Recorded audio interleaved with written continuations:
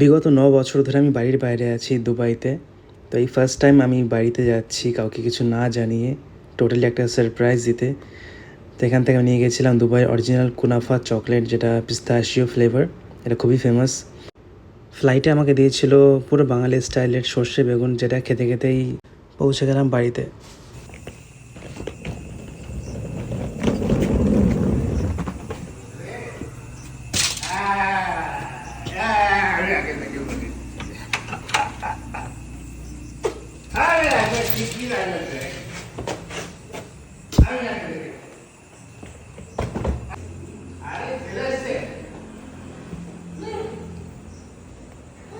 Oye, no, pero si usted va a poder decir, oye.